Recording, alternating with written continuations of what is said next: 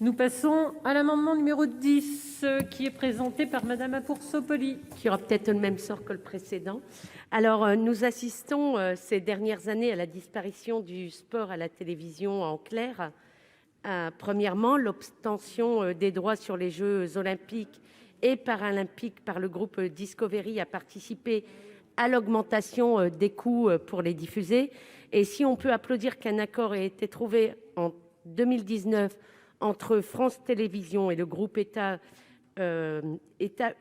unien, pour que le service public soit le diffuseur français en clair, en cas faudra-t-il voir combien d'heures cela concernera. Ainsi, à Rio, nous avions pu profiter de 3000 heures de diffusion en clair. À l'heure actuelle, le seul engagement pris concerne les heures fixées par le CIO, soit 200 heures. Deuxièmement, on ne doit pas omettre aussi que le service public audiovisuel a connu un nouveau plan de rigueur. Ainsi, outre le dégrèvement de redevances estimé à 624 millions d'euros, ce sont près de 200 millions d'euros de crédits qui ont disparu sur le quinquennat, dont France Télévisions a assumé la plus grosse charge. Dans ces conditions, il apparaît difficile pour le groupe, qui augmente ses engagements en matière de production par ailleurs, d'aller se battre contre les chaînes cryptées pour des droits dont le marché est une bulle spéculative importante.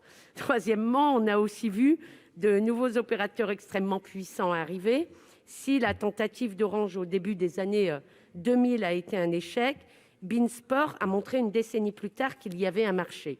Et si on nommait le fiasco Mediapro Téléfoot, l'arrivée d'Amazon dans le football et les rumeurs autour d'un intérêt de Facebook pour la diffusion laissent craindre un nouveau coup porté à la chaîne cryptée Canal+, mais aussi aux chaînes en clair privé comme TF1 et M6 Public. Il semble donc que nous devions faire un état des lieux rapide de la situation afin d'adapter nos outils législatifs de contrôle. Je vous remercie. Merci, cher collègue. Monsieur